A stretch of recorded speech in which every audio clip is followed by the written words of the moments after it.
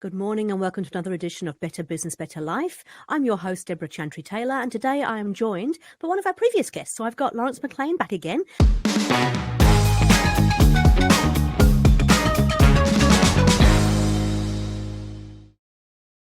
Plan for the future and not kind of, I'm a wing it person personally, but running a business, I plan in advance and I make sure that I can see the potential challenges. I can see the potential benefits, and therefore I'm prepared for both of those and can make the most of it essentially. You want to make sure that as those changes are coming, they're not catching you off guard. You're not having to be reactive or scrambling to have a reaction. You've actually got that idea planned out. You've got that that potential planned out. And look, you may do 10 hours of planning for only one little change, but better to be over planned or over prepared, I think, and not need it than to be under prepared and need a lot of planning that you haven't done. So planning is definitely the right thing. Laurence is the Associate Director of Employsure, and we had such a great chat last time round about employment issues and people that we invite him back on the show again. So welcome back. Great, thank you. Great to be here. Yeah, it's really good to have you here.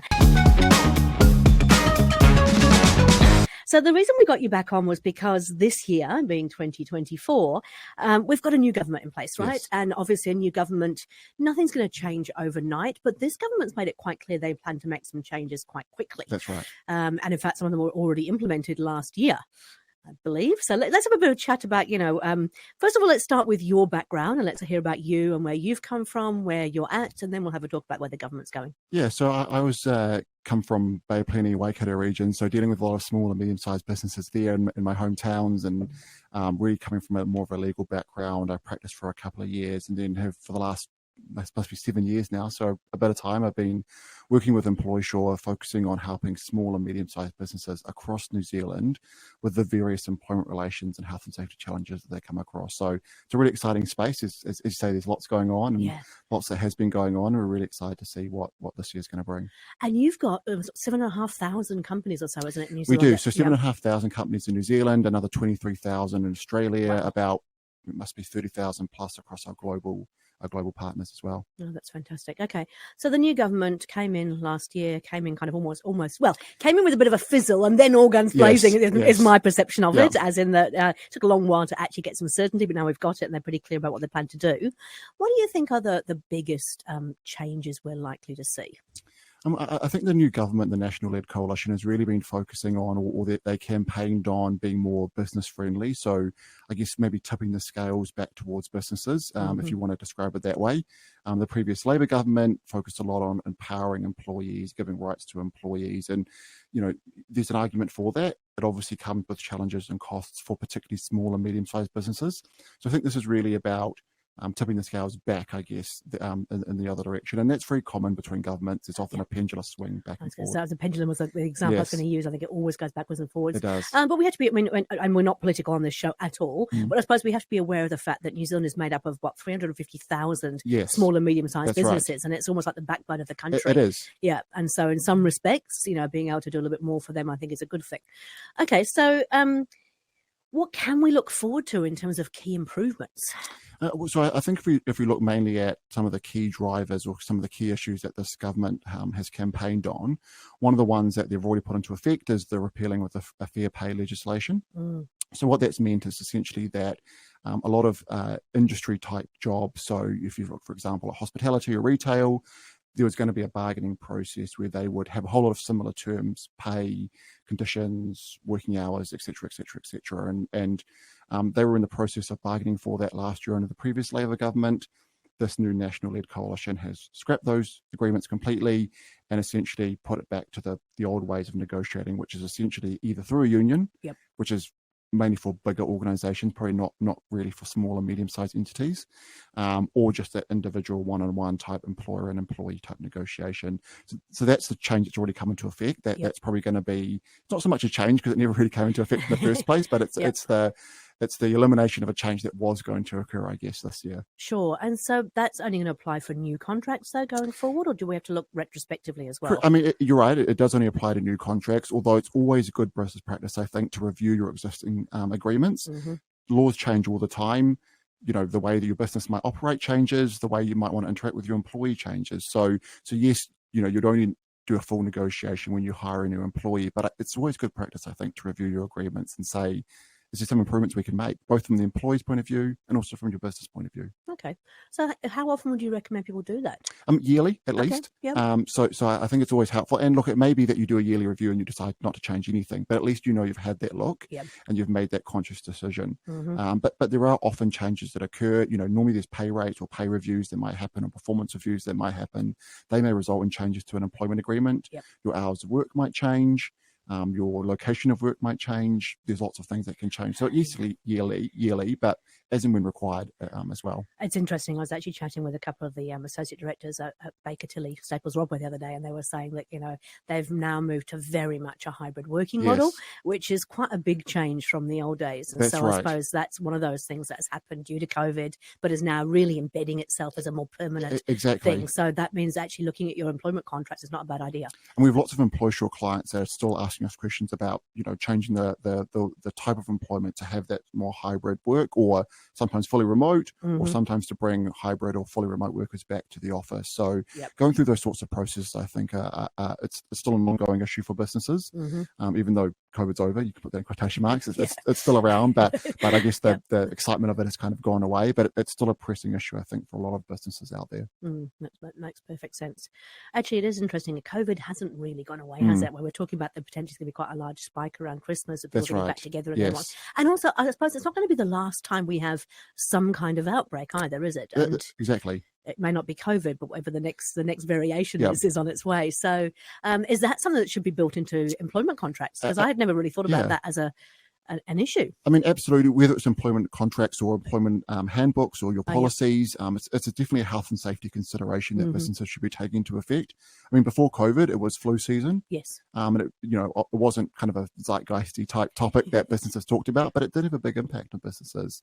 I think COVID kind of really brought it to the forefront for businesses to have front of mind. And I think moving forward now, businesses are a lot more conscious about the effects that those sorts of seasonal outbreaks can have on a business, and particularly effects on your working staff, your capacity to do what you're in business for, essentially.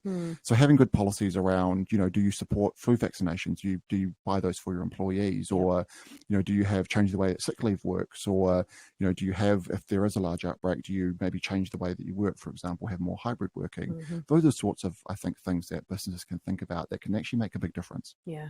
It's interesting because, obviously I'm an US implementer, and we have a thing called the accountability chart. And the accountability chart is very much, it's not about titles, it's not about hierarchy, it's about actually the main functions of the business, who's accountable for it, what are their main responsibilities within that, and it eventually does replace a traditional organizational chart. But we always make the kind of call that actually you should review that on a regular basis too, because nothing should be set in stone. Every 12 months you might be in a slightly different situation. It's a great chance to have a look at it and go, hey, has anything changed? Do we need to change the structure to support that?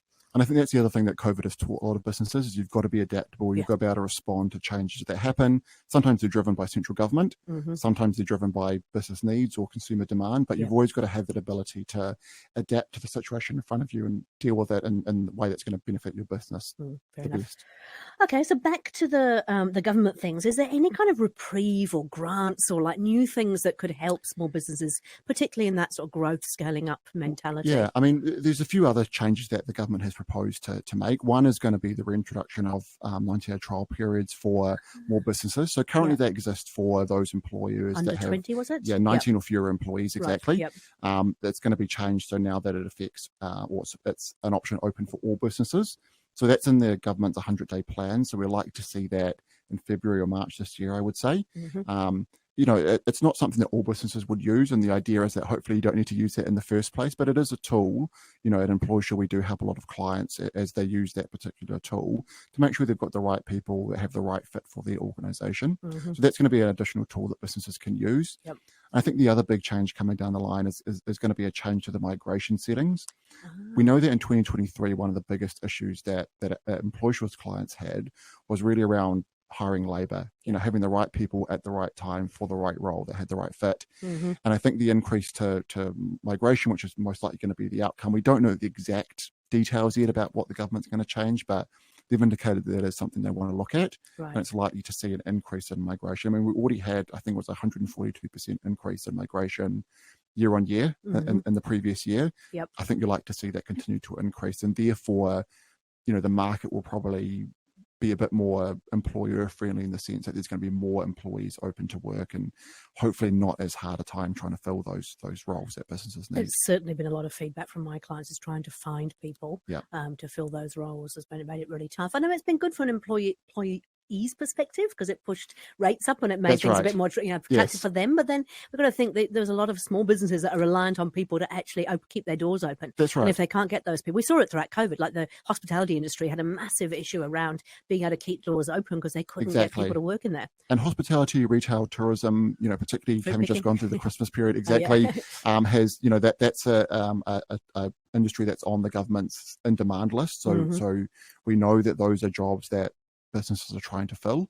And we also know, as you pointed out, that a high demand for employees increases labor costs. If we look at, for example, last year, the inflation rate increased by 6%, but wages increased by between 6.6 and 7.1%. So outstripping inflation essentially. And obviously that's great for employees. If you're a business, that's a positive. Your employee, that's a positive thing. But if you're a business and you've got tight margins, particularly small and medium-sized enterprises, that can have a big effect on your business. So we like to see probably an easing of that wage growth this year as well. And it's not to say that we all believe in a fair pay for a fair job, and that's why I think most good people operate is, we want to pay people well, but we have to be cognizant of the fact that the impact that has on small businesses. That's right. Bigger business can wear it a whole lot easier. Smaller businesses are going to really impact them. And again, it's that pendulum swing. Employees will have a really favourable year in terms of wages, and they might have a slower year the next year, but it will swing back. And I think it kind of evens out. That that's the economic theory, at least anyway, that it will even out at the end of the day. We shall see how things kind of pan out. Okay, so what do you think are the current challenges for SMEs at the moment in New Zealand, and particularly going forward further into 2024? Yeah, I mean, we've talked about hiring labour, we've talked about labour costs. I think those are challenges that will continue this year.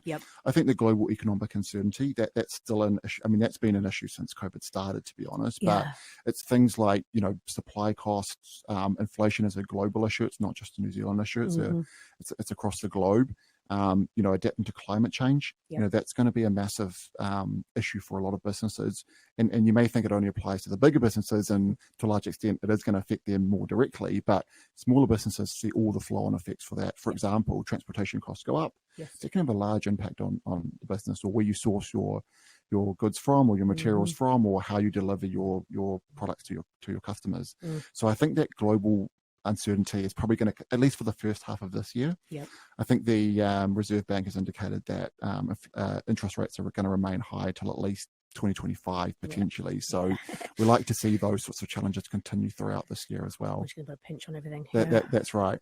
I mean, there's lots of other challenges coming down the line as well. I think adoption to AI, that's still an ongoing issue for a lot of businesses. It's not just climate change, it's AI as well.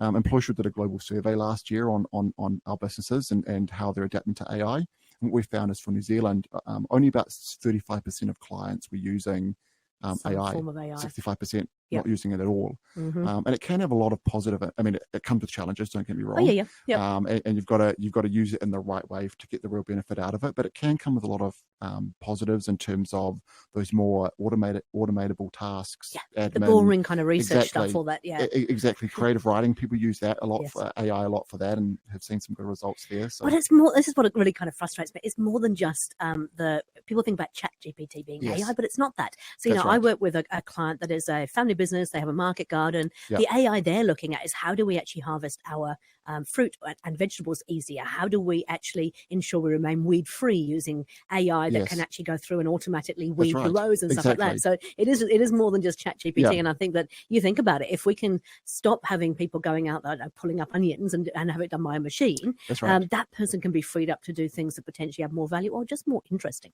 Exactly. I mean, you think about big businesses and how they use AI. They use it, for example, for quality control. And they can automate a lot of tasks very quickly and have a very high quality control. I think a lot of small businesses are probably a bit more reluctant to use it, and that's completely understandable. I can see why. But you can see that if a big business can benefit from it, and if they're going to put all the money in investing it and, Yeah. you know, kind of perfecting it, then hopefully those smaller businesses can get some of the flow on effects from that as well. Yeah, I was talking to somebody the other day about that. Now, obviously, there's I can't remember what the actual law is, but is it Moore's law? I think the more that it's Yes. available, then it becomes more realistic for smaller businesses That's to use right. it as well, and then Exactly. it just kind of self-perpetuates, which is great. Yeah. So there's plenty of really exciting things coming out, and I think Exactly. we should embrace AI. Of course, be wary of what Yes. potentially can happen, but there's some really great things we can do, even in small businesses. Exactly. It's not going to be a replacement. There's No. always going to be a need for humans in the equation, as I think as they call it. But AI can supplement your business, you know, to make it more effective or more efficient, or just make your life easier, to be honest, as a business owner. And as you said, I mean, things like picking up imperfections and things, it's actually much better than a human will ever be, Yeah, because there exactly. isn't the human element in there. So, Exactly. Yeah. Okay, cool. So we've got skill shortage, labour costs, global economic uncertainty. This is really fascinating because I keep forgetting, because most of my businesses this year last year have had a fantastic year. Yeah. And it's like I keep forgetting there's actually a global economic crisis. But There I was is. speaking to somebody who'd been over in the UK, and apparently it's pretty shit over there. And it's like I think we're almost a little bit sheltered here from what is going on over there. We are. I mean, it's, you know, different countries experience it in different ways. Like the US is having a bit of a boom. Yep. The UK is having a bit of going through a bit of a tough time. So, Yes. you know, again, it's back to that pendulum swing, goes back and forward basically. But you know, I think even if you're a local business, you might only have a local client base. A lot of the impacts of, you know, a lot of things that can impact your business are actually built on the global supply chain or the effects that are happening in other countries. So it's all interconnected. You know, we live in a multicultural, multinational economy at the moment, so or we have for a long time. So it's you know, if you're cognizant of that, you can kind of see potentially some of the effects that come down the line. You're prepared for that, you can actually be more insulated against those effects when they do hit, if and when they do hit you. I always talk about the emergency plan, and I say it's really good to have a plan A, a plan B, and potentially even a plan C. That's right. That you write in the good times, so that you're actually writing it with a clear mind, looking at all the possibilities, looking at what can be done. So when the tough times hit, when you're in that almost fight or flight mode, you're not making decisions based in fight or flight mode. You're actually going back to the plan and going, oh yeah, that's what we decided. Now we can execute on that in a nice, calm, considered manner, as opposed to the sky's falling in. Exactly. And we see that at Employsure all the time. We've got clients that go through tough times. They might have to go through a restructure process. They potentially lose some of their really high quality employees, and then they get through that, you know, through a lot of hard work and a lot of dedication, and they're in the good times, but now they don't have that staff that added a lot to their business. So not to say that it's not always the right, you know, sometimes it is the right decision to make, but you don't want to panic. You don't want to be too reactive. If you plan for those bad times and you have a plan through it, they're actually survivable, and you can work through it, and you can come out the other end still in a very strong position. You don't want to lose all your gains, you know, that you've worked really hard for, just because we have a bad year, for example, or a bad couple of months. Okay, that's cool. So what can we look forward to this year, do you think? So particularly the small and medium-sized Kiwi businesses, what's the excitement? I mean, I'm actually very excited about this year. I think that there's some huge opportunities. I always argue that even when we go through the tough times, it actually opens up more opportunities for us. So what do you think we can look forward to? Exactly. I mean, I think we're going to see a lot more interconnectedness across various countries. So the government has talked a lot about creating more jobs and using migration to do that. I think we're going to see a lot more of a diverse sort of skill set coming into New Zealand, which is going to open a lot of opportunities, I think, for a lot of businesses.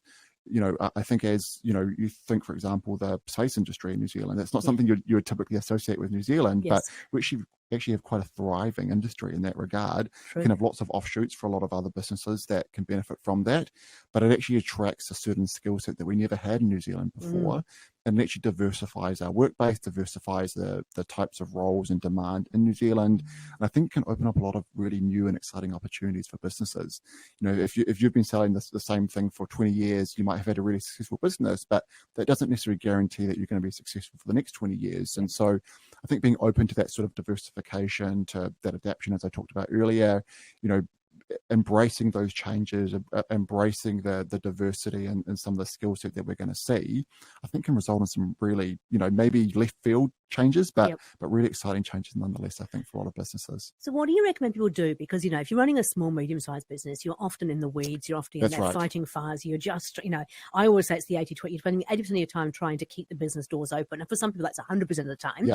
We really should spend 20% of our time thinking about what's changing, how would we improve things, how to move forward. But if they're stuck in those weeds and they're thinking, I don't know what to do, what would you recommend they do to get themselves up out of that, lift themselves up and look for the possibilities? I mean, you talked about already, have a plan. plan. Yep. I think that's the number one key thing you can do is plan for the future and not kind of, I'm a wing it person personally, but running a business, I plan in advance and I make sure that I can see the potential challenges. Yep. I can see the potential benefits, and therefore I'm prepared for both of those and can make the most of it. Essentially, you want to make sure that as those changes are coming, they're not catching you off guard. You're not having to be reactive or scrambling to have a reaction. You've actually got that idea planned out. You've got that, that potential planned out. And look, you may do 10 hours of planning for only one little change, but better to be over planned or over prepared, I think, and not need it than to be under prepared and need a lot of planning that you haven't done. So planning is definitely the right thing. And then I think the other big thing is getting support. If you're a small business in the weeds, you're probably not, you didn't get into business to deal with regulations or to deal with legal elements and, deal with those sorts of challenges, but you got in business because you're passionate about what it is that you want to do. And that's something that we connect with a lot of our clients at Employsure. Yep. They're passionate about driving trucks, baking cakes, building buildings, whatever it is. They're not passionate about the employment relations and health and safety. I am, because I'm a nerd in that area, but they're not. And so we use this to help them. And you can apply that to all different aspects of businesses. So I think making sure you've got this support, you're not doing it alone. You're not trying to struggle through it, because it's not only is it often not helpful, doesn't really work, but it actually has a personal toll on business owners as well. And we know that a lot of small and medium-sized business owners are, again, mum and dad business owners, for lack of a better term. And it can be really taxing, I think, to try to deal with all of that on your own. Yeah, I agree. I always talk about the three-legged stool for any kind of business owner or entrepreneur. And it's, I think you need to have a business coach or a mentor or experts that can help you in the areas that you don't know the things in. You need an operating system. That's, of course, my specialty in terms of, having that framework, having the plan, saying what to do. Yeah. And then you need peer groups as well. And I think the peer groups are really important, because they actually give you a bit of a sense of, okay, I'm not going through this alone. I can share things with people in a similar situation who can actually, share their experiences and help me, because they've been there, done that. Yeah. So I really highly recommend things like, the Family Business Association for family businesses, Entrepreneurs Organisation, YPO for those kind of non-familial businesses. Yeah. Any kind of peer group you can get yourself into, I think, is a great idea. It's really easy to start a business. It's really hard to get it right. Yes. And I think New Zealand has the easiest, in the Western economy at least anyway, it's the easiest to start a business here in New Zealand than it is. Do you think it still is? I think it still is. Yep. From a regulatory point of view, at least it is. Sure. An ongoing exactly. Starting a business is easy. Making it survive and scaling that growth up, that's the hard bit. Yeah. And I think a lot of people get into business and then kind of realize how hard it is. And if you kind of do that before you start the business, then you're more likely to be successful moving forward. Yeah, I agree. That whole 80-20 thing, I think if we can spend 80% of our time, making sure the business is running, that we're being profitable and sustainable, and the business is keeping its doors open, is really important. Yeah. And we can use things like our scorecard and measurables to make sure that's happening. But you've got to spend 20% of your time actually working on moving the business forward. That's right, exactly. Yeah. And that is, so to give you some context for that, I always sort of say that's 1 day a week. 1 out of 5 days you should be spending, not a whole day, because I know nobody can do that, but it could be 2 hours a day, it could be 2 half days. That's the kind of amount of time we should be doing, having meetings with our leadership team, making sure that we're looking at the opportunities, looking how we can improve the way we do things, as opposed to just keep doing what we're doing. 100%. And that's Employsure's motto, actually, is building better businesses. We're there to help those businesses succeed. You're right. Beautiful. Okay. So what do you think you're going to be working on this year? So what are the things that you think Employsure is going to be sort of really focused on? Definitely in the first half of the year, we're focused on making sure that we're informing and educating our clients on some of the changes that are coming down the line. Mm-hmm. There are lots of changes coming down the line. Yep. We don't know the details of necessarily all the changes so far, but what we're going to do is make sure that our clients are have that information. They've got that information ready to go, and they can, as we talked about before, have that plan ready to go. I think in the second half of the year, it's really going to be about making sure that our clients are being successful, that they're being able to see that success, see those plans come to fruition. We work a lot on helping clients through various issues that they might have, be it from an employment relations or a health and safety point of view. But we're really focused on making sure that when a challenge does arise, as we talked about before, clients have that support there. They can work through that challenge, and then they can go on and continue on with their plan or continue on with success. So it's going to be a bit of both. I think it's going to be a bit of a mix. We don't know exactly the changes that have come down the line. We've gone through this a couple of times already now, so we kind of know that there's often a big flurry, and particularly during COVID, we were issuing updates to our clients almost every day in terms of some of the changes that were happening, and a lot of the time, the government wasn't 100% clear on exactly what that change meant or exactly how a business would implement it, which is really tough if you're a small and medium-sized business trying to survive through those changes. Well, they didn't know, did they? I mean, none of us really knew what to expect. Yeah, exactly. I mean, for example, vaccination requirements came out and there was certain requirements, but actually what that meant in reality was open to interpretation. And it's only now, 4 years later, that we were actually really starting to see, okay, the courts say, oh, this is how you should have done it, or should have been done this way, which is too late now for a small, medium-sized business to do that right. So we're trying to make sure we're giving our clients options. We're keeping them informed. They can make informed, educated decisions about what's going to be best for their business in the new environment that is going to exist this year. And then really just working with our clients to help them overcome the particular challenges that they face, on a day-to-day basis. Because that's right, because you're there to support them in terms of the longer term stuff, but you're also there when they're really when the shit's at the fan. Let's be honest. Exactly. So we're both the fence at the top of the cliff, and the ambulance at the bottom as well. I mean, I also like to say sometimes with a parachute on the way down. If you're in a crisis situation, you're having to deal with various issues, you want that support there to have a softer landing as possible, to minimize the effects. And you could be the best business owner in the world. You could be 100% prepared and you still come into a crisis situation. Doesn't mean that you've done something wrong with the business, but it does mean that you need to make sure that you're embracing that challenge, you're working through it, you're getting that support as we talked about, and that you're trying to keep your business in the best position it possibly can be in. Now, I know that you do some amazing seminars and things, don't you? We do. Whenever anything changes, you've always got something coming out that can go along to. So if people wanted to find out about that, I'm assuming they can find that on the website? That's right. Employsure runs seminars for our clients, but we also run seminars for public as well. If they want to learn more about minimum entitlements, definitely some of the changes that are coming down the track, we'll be running sessions on that for free, open to any business that wants to join. Oh, that's awesome. And other places they can find information? I'm assuming, again, your website's got you've got some great newsletters, you've got all kinds of We do. We've got lots of guides available, lots of guides available. If you've got a particular question, you're not quite sure exactly how something works, you can go onto a website, you can access that for free, or you could always just give us a call as well, whether you're a client or not a client. We'll at least give you some advice anyway and point you in the right direction. So if you're having a bit of an issue, you can give them a call, you'll give them a bit of a sense of what is involved, then they can either go, we'll work with you, or they'll go off and do something. Exactly. And we'll always give them something that will at least point them in the right direction, that'll help them find the right answer or get them to that outcome that they're trying to get to. Employment relations is hard in New Zealand. We work in a very, there's a lot of obligations, probably more so than any other again, Western nation in the world. New Zealand has an employee-focused environment, and that's by design. It's not to say it's a good thing or a bad thing, it's just the way that it is. And so as a business owner, you've got to make sure you're prepared to work through that, and it can manifest itself in a number of different ways, and sometimes it's just there's no way you could ever have known the answer to that. So making sure you get that support, I think, is really helpful. I think it's true.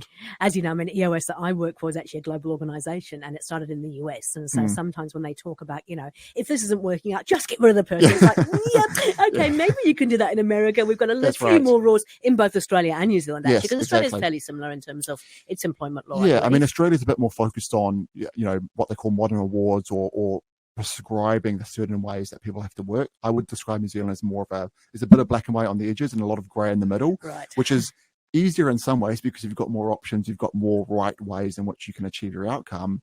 It's harder in other ways because you don't, where's the boundaries? You don't really know what you're doing. There's not a guide there to walk you through it like it is in Australia, but built from the same foundation, Australia and New Zealand, manifesting itself in slightly different ways, these days. Perfect. And so are you showing your nerdiness now? You obviously love this stuff. And I think it's important. I think one of the key things that you've said is that as a business owner, we don't have to be good at everything, right? There are other people out there who can actually help us. And I've always said, ask for help. It can feel embarrassing at the time because you go, well, why don't I know it? But in actual fact, you like helping people. I like helping people. Sure. Everybody loves to help other people. That's right. And so why not ask people to give you that help? And you're the nerd that loves all the you said it, not me, but that loves all the people and the legal stuff. I'm the nerd that loves all the business planning and how you manage people effectively in the business. So just reach out. Most of us are happy to help in some way, shape, or form. 100%. And whether it's we do employment relations and health and safety, there's other organisations that do tax, immigration. There's lots of different areas of the business you can run into challenges on, and sometimes it can feel like a lot. I've got to go to all these places for all these different types of help. but you kind of scale. If you've got a really in-depth issue on a particular area, there's always going to be some group that's going to be able to help you out with that. For us, it's employment relations, but no matter what the issue is, I guarantee there's somebody out there that can help. I completely agree. Okay, great. Hey, look, let's just go through quickly 3 top tips. We've talked about planning support. What else would you say are the 3 things people should think about when it comes to employment, particularly? I think it's really focused on continue that engagement with your employees. I know we talked about that on the last time I was here. Is having that open communication, engaging with your employees, making sure that they're feeling they can see that plan. You might have a plan, but they might not know what it is, and that might add some uncertainty to their business. Jump in here. So we used to always say that it took 7 times for somebody who heard it for the first time, and so you can never overshare. But I got some recent research in from EOS Worldwide where they said that with the change in technology and all these different devices and things we have available, they actually think it's about 35 times now before somebody actually hears it for the first time. And of course, it's much smaller snippets of information we tend to absorb. So that's right. You think you're doing a really great job communicating, but I've told you this 3 times. Only another another 32 to go or something before they actually hear it for the first time. Yeah. Oh, I tested that myself. Sometimes it takes me a lot of times before I really take in what I'm being told, basically. Because there's a lot. We live in a complex world these days, so there's a lot to take in. So you can never over communicate. I don't think so. Absolutely. I think the other tip is, and we kind of talked about this already a little bit, but networking with peer groups or various organizations that are going to help you, making sure you've got that support structure in place. You've got those, sometimes it's a technical aspect, a legal aspect, sometimes it's just emotional support aspect. And I think having that network group can be really beneficial for a lot of businesses. And it's something that I think Kiwis particularly are not so great at sometimes, networking, myself included, but when you do it, you can really see the benefits really quickly. Yeah, I know I run a thing called Connected Communities here in Auckland, and that's for sort of mid-sized businesses, mid-sized and high-growth businesses. And we don't do so much of the actual peer support stuff that AON FPA do, but we have a lot of get-togethers and just the discussions that go on around a table with other people who are in a similar situation. That's where the value really comes in, because I think it embeds, you get taught some stuff, or you learn some stuff from some of the experts, and then by having the discussions with your peers, it really helps you to understand how that applies to your business. Exactly. Yeah. And I think the last tip I'd probably give is really leveraging technology. We do it at Employsure particularly. We've had some innovations that have really helped to make our employees' lives better, give them more tools to do their job better, which they love doing, but also helping our clients, helping our customers, the outcomes that we're achieving for our businesses as well. And I think no matter how big or small your business is, there's always technology that you can use, obviously different scales. And it does come with a bit of work of, some investments, but it can really be beneficial for a lot of businesses to make sure you've got, you're using that technology to supplement or support or to accelerate that growth. It's never going to be a solution in of itself, whether it's AI or anything else, but it can be a really strong supplement, I think, to accelerating that growth or getting you in that phase in the first place. And go with an open mind, right? Just think about be a curious child. I wonder what is possible. 100%. I couldn't agree with that more, actually, because sometimes you'll see one solution and you just go with that, and you're like, oh, this is the only way I know about doing it, so this is the way I'm going to keep doing it. But things are innovating and changing and improving all the time, and we've been beneficiaries of that ourselves at Employsure, but also for our clients by looking at things that we never thought about before. And sometimes they work and sometimes they don't, but the ones that do work, it's like, wow, this is amazing. It's helped us a lot. Yeah, perfect. Okay, great. If somebody wants to get in contact with you, we've already talked about, obviously, the Employsure website. So that's Employsure.co.nz. Perfect. You just search Employsure on Google. And I'm assuming in Australia it's .com.au. Is that right? Okay, good. Because we have some Australian listeners as well.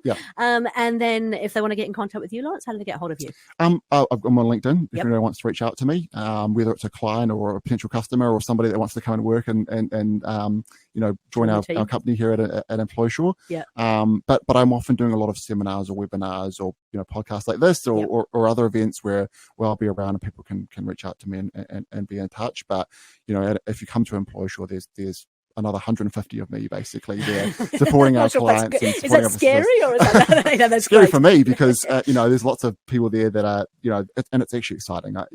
It's to see people actually come with that passion that I have and and hopefully shoot ahead of me, basically. That's what I love to see. Yeah, I always joke. So in the EOS worldwide, we have implementers all around the globe, and we're up to 700 now. Wow. And it's kind of like, can you imagine 700 versions of me? To me, it absolutely blows my mind. But it's always fun when you get together in a room with them, because you've got 700 truly business passionate people. That's right. And the energy is just phenomenal. So that's right. And that's that common value that we share at Employsure. It's about doing the right thing and making sure that we're supporting our clients to be the best that they can be. Yeah, that's wonderful. Hey, look, thank you so much again for your time. Really appreciate it. It's been a pleasure to talk to you as always. Not a problem. Thanks for having